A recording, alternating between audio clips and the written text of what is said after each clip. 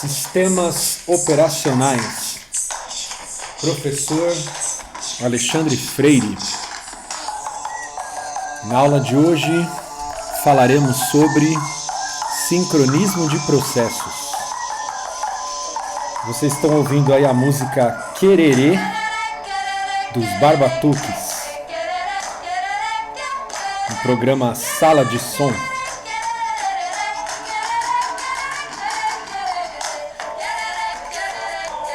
Bom,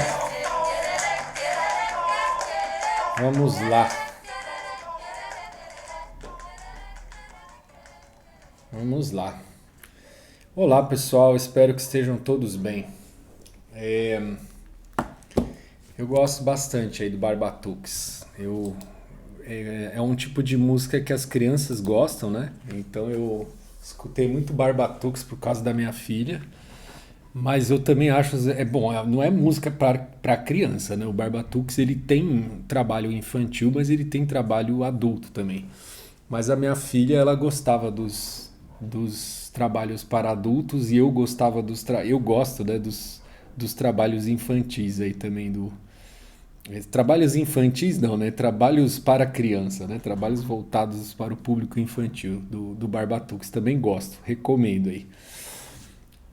Bom, vamos lá. Esse capítulo 6 aqui, pessoal, é bastante interessante, tá? Não menosprezando outros capítulos, mas é um tópico aí bem desafiador. E quer dizer, vai bem desafiador? Não, vai, é assim. É desafiador porque é difícil, vai, não é uma coisa trivial. A gente tem que prestar atenção aí com calma para entender as coisas direitinho. Mas é um tópico também que tem uma aplicação prática para vocês, mesmo que quem não vai trabalhar com sistema operacional, que é raro, né, a pessoa trabalhar com sistema operacional, né? E agora, sincronismo de processo é uma coisa que eventualmente vocês vão usar na vida de vocês. Pelo menos quem é desenvolvedor, né, tem uma chance aí relativamente grande de precisar fazer sincronismo de processos, tá? Então enfim, um capítulo que tem esse lado aí que prático é interessante. Bom, o que a gente vai ver aí no capítulo, né? Então, fundamentos, o problema de seção crítica, solução de Peterson, que é uma solução básica inicial aí para dois processos só.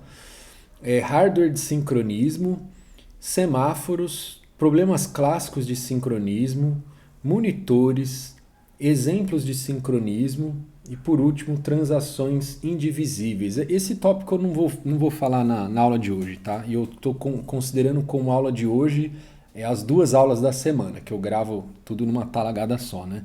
Mas mesmo assim, o capítulo ele é um pouco complexo. Já decidi aqui que eu não vou falar esse último tópico aqui, vou deixar para a semana que vem. Bom, fundamentos, vamos ver. Acesso concorrente aos dados compartilhados pode resultar em inconsistência de dados, né? Então, se tem 2 ou mais processos mexendo nos mesmos dados, pode dar problema. E a gente já vai ver um exemplo concreto disso aqui, ó. Manutenção da consistência dos dados requer mecanismos para garantir a execução ordenada dos processos em cooperação. É exatamente o que a gente vai aprender aqui nessa aula. Suponha que... Agora vamos um exemplo concreto, né? Suponha que queiramos oferecer uma solução para o problema de consumidor-produtor com buffer compartilhado, certo? Que a gente já viu isso aí em aulas anteriores, né? O produtor é o processo que coloca a mensagem no buffer e o consumidor é o que pega a mensagem do buffer, certo? Podemos fazer isso com um contador inteiro que indica o número de espaços ocupados no buffer. Então, no começo, esse contador aqui tem valor 0. Aí eu vou colocando mensagem, eu vou aumentando o contador. Vou tirando mensagem, vou diminuindo. Tá? Então, essa variável do contador ela é importante para eu manter o buffer, certo? Então, por exemplo, o produtor, código que a gente já viu lá, ó. Então, quando ele quer colocar uma mensagem, como é buffer limitado, então se o buffer está cheio, ele fica travado aqui, não consegue fazer nada.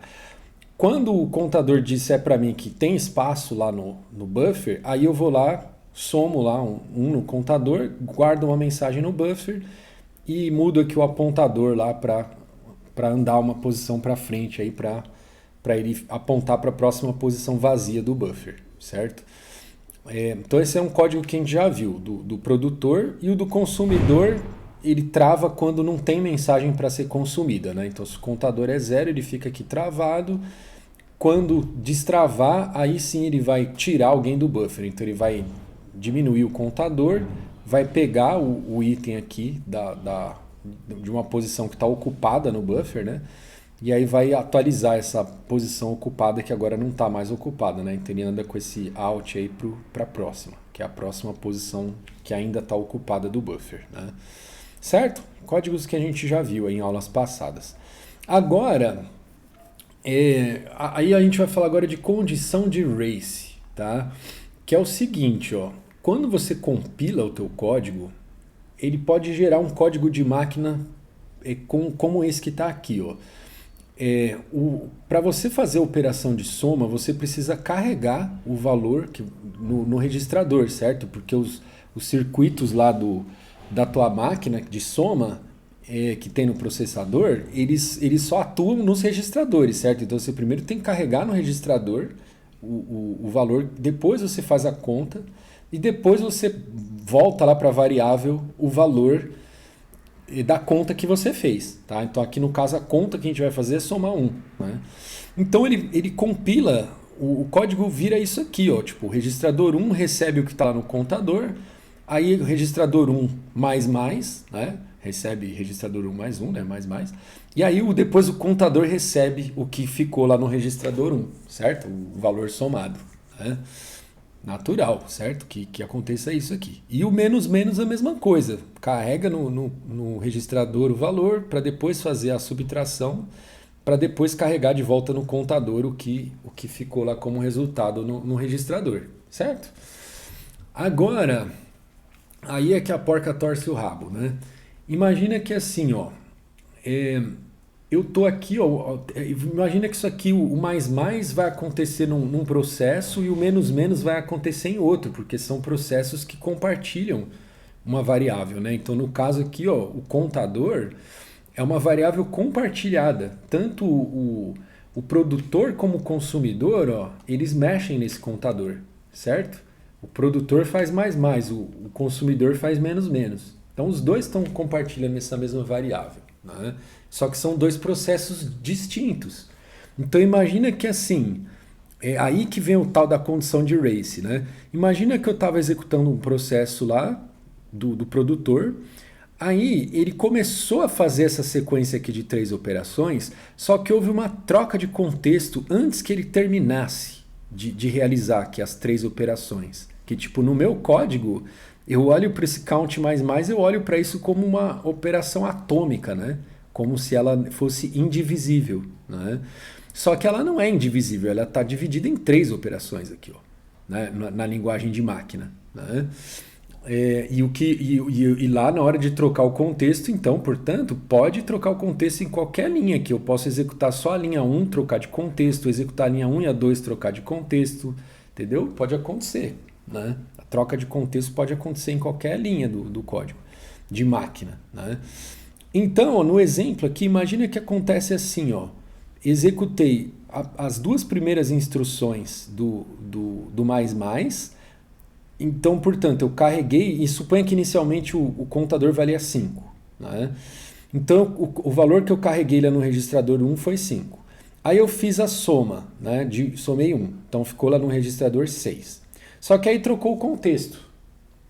Aí o outro processo que vai fazer o menos, ele leu o valor que está lá no contador, que não foi atualizado ainda. Então ainda está em 5. Então ele leu o valor 5. Aí ele vai fazer agora o menos lá no registrador. Aí suponha que voltou o contexto para o processo anterior lá. Aí agora ele vai atualizar o contador, né? Então ele vai pegar lá o 6 que ele tinha feito a conta, né? Ele somou 1 com 5, deu 6, agora sim que ele vai jogar no registrador, no contador, o 6. Né? Só que aí agora vai voltar o contexto para o outro processo, era o produtor que faz o mais mais, né? Então o consumidor é o menos menos. Voltou o contexto para o consumidor, aí ele vai jogar lá o que está no, né, a terceira operação dele aqui, ó, que tipo, como ele tinha lido o 5 do contador e ele fez menos 1, aí ele vai colocar menos 4. Então no final da execução aqui dos dois vai ficar 4. Né? Só que se você for ver, ó, agora olhando para isso como operações indivisíveis, né? Então você vai pegar um contador que é 5, você vai fazer mais mais e vai fazer menos menos. Não importa se você primeiro vai fazer o mais mais e depois o menos menos, ou primeiro o menos menos, depois o mais mais. O fato é, fazendo numa ordem ou na outra, isso teria que terminar com o valor 5.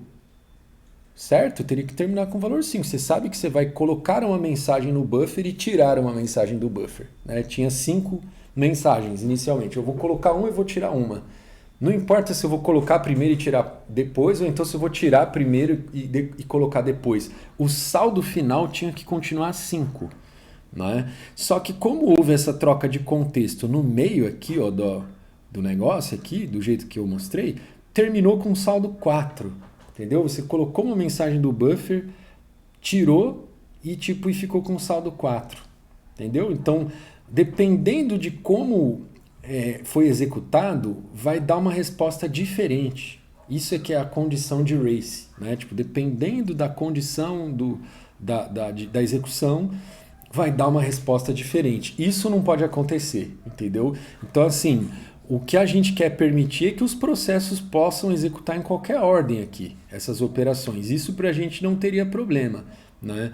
O que tem problema é acontecer isso aqui, porque isso aqui é uma inconsistência. Né? Eu tirei, o saldo tinha que ser 5, não 4.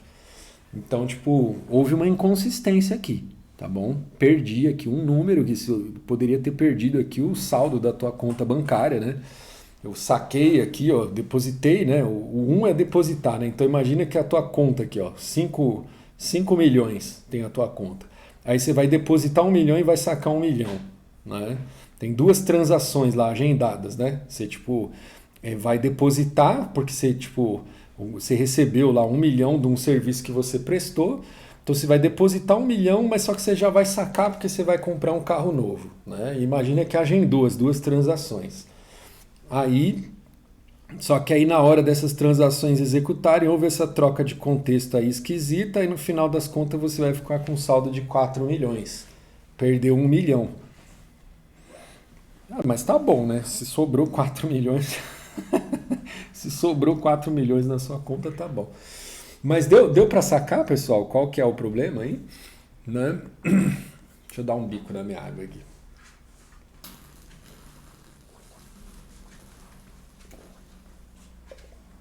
Então, o que é a condição de race? Quando há acesso simultâneo... Deixa eu botar meu celular aqui.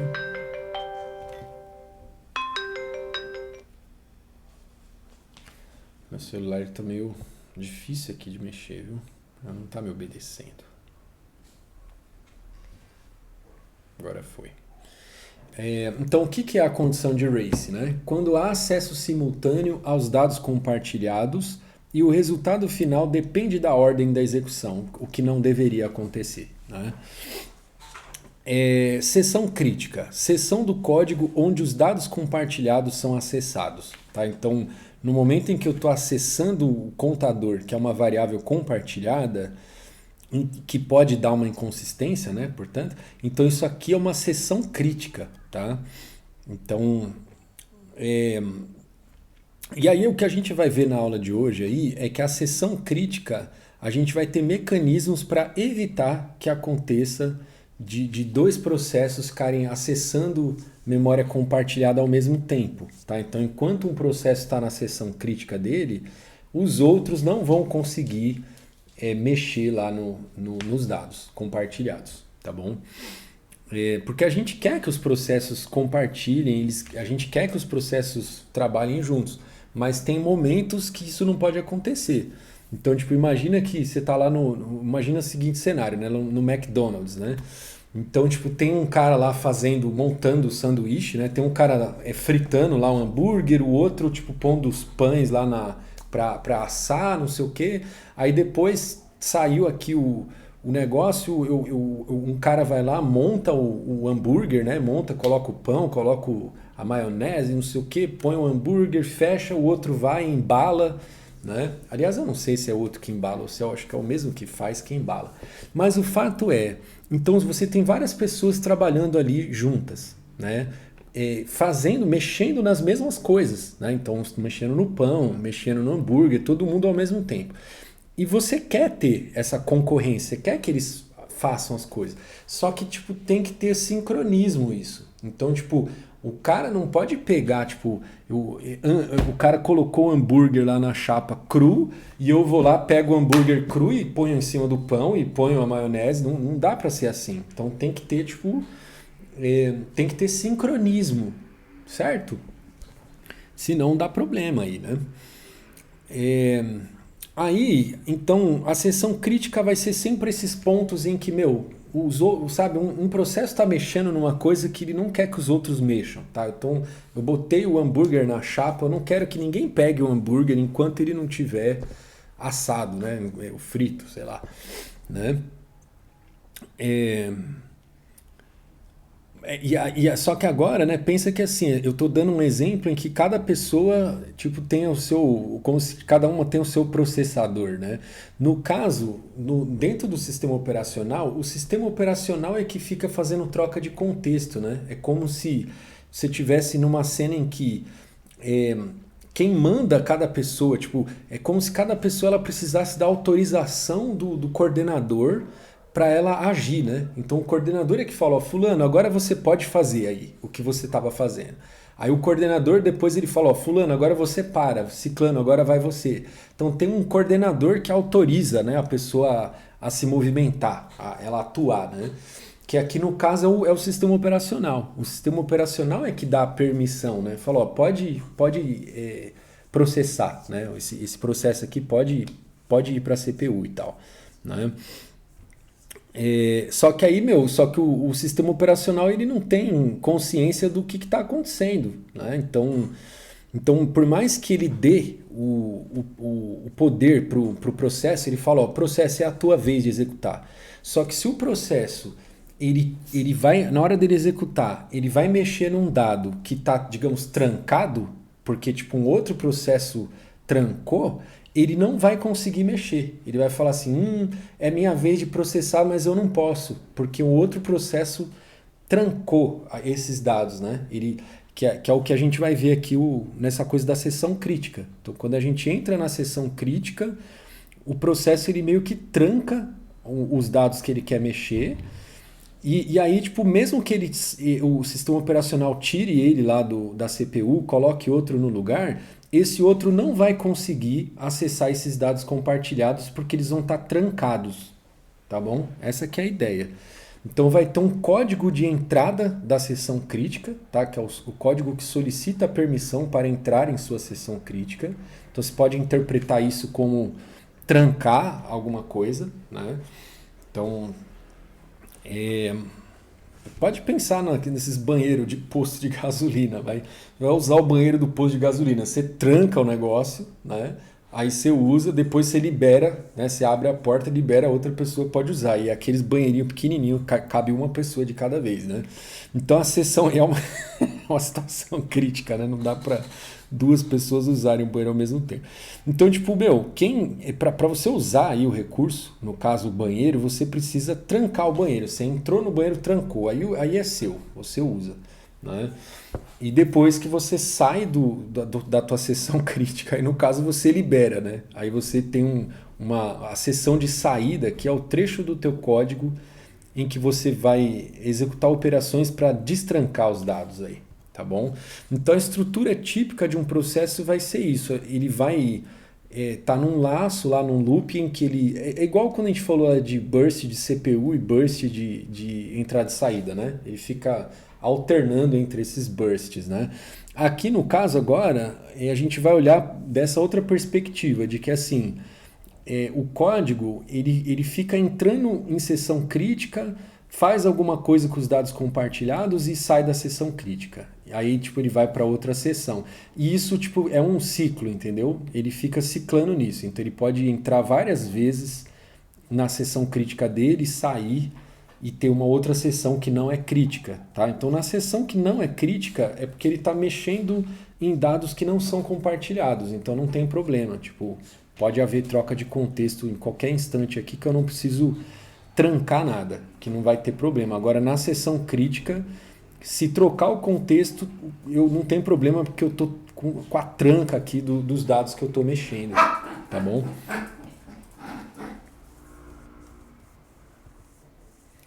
Aí aqui, ó, então, geralmente a entrada na sessão crítica vai ser uma obtenção de um lock, tá? Eu vou chamar alguma operação do tipo acquire lock, e depois, na hora de sair da sessão crítica, eu vou liberar o lock. Vai ter o release do lock. É o cachorro correndo atrás do rabo aqui e latindo.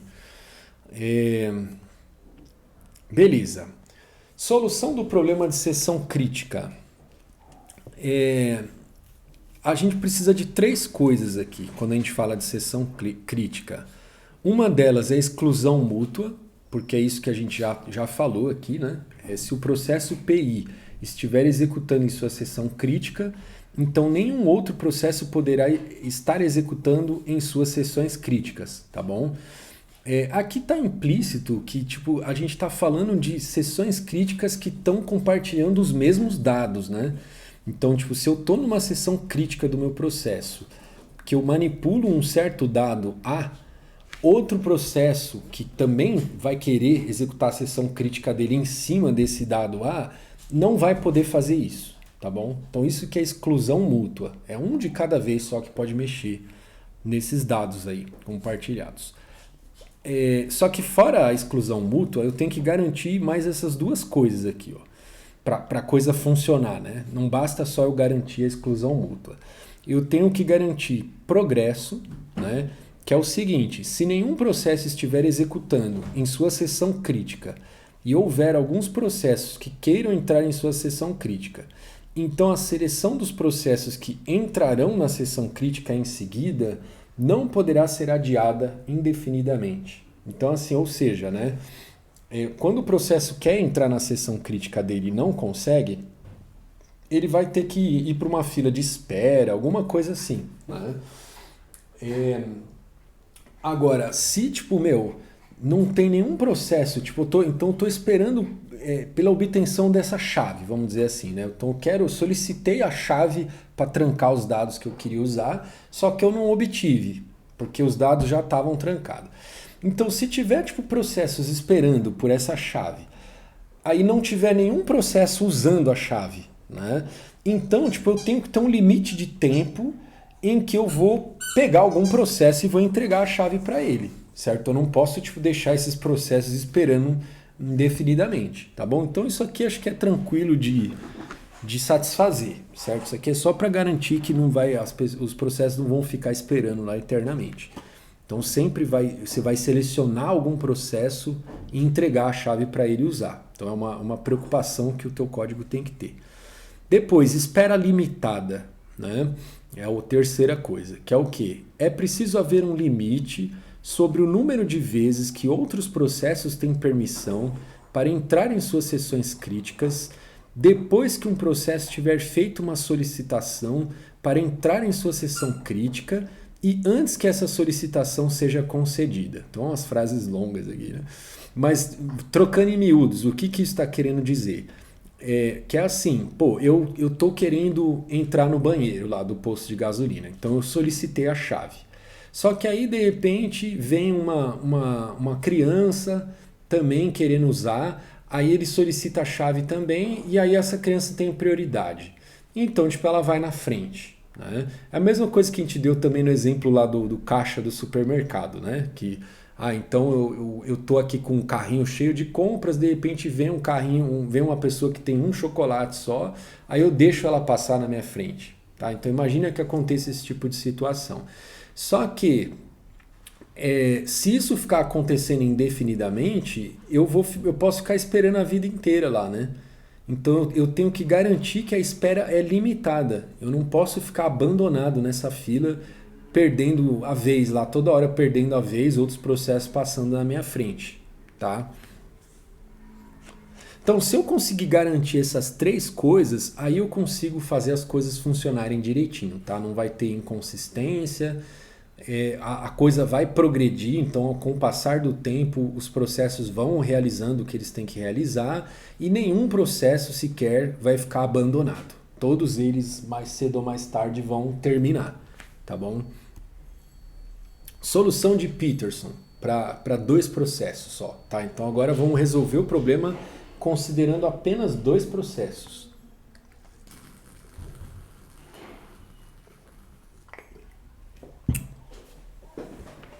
Então os dois processos eles vão compartilhar essas duas variáveis aqui, ó. O turn para ver de quem é a vez, né? E a flag, que é um vetor aqui, tá? Tem a flag da posição. Então vamos supor que tem o processo 1 e 2, né? Então tem a flag do processo 1 e a flag do processo 2, vamos dizer assim. Então eu vou. Só um minuto, eu vou ter que parar meu cachorro aqui que ele tá demais.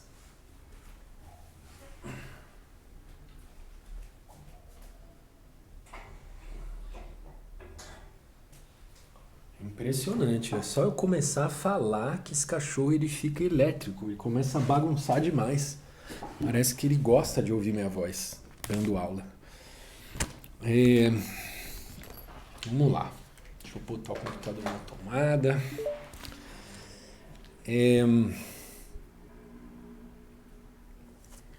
Eu espero que o áudio esteja bom aqui, viu? Porque, ixi, agora que eu vi que tava no fone de ouvido aqui. Caramba. Vamos lá, né? Bom, eu vou fazer o seguinte agora. Eu vou pôr... Putz. Agora eu tô preocupado. Vou fazer o seguinte, eu vou parar o vídeo só para olhar o áudio, tá bom? Porque eu não tinha visto que eu tinha deixado o fone de ouvido plugado e aí o microfone estava muito longe aqui da minha boca. Agora eu nem sei se o áudio ficou bom. Eu vou dar uma parada aí no vídeo.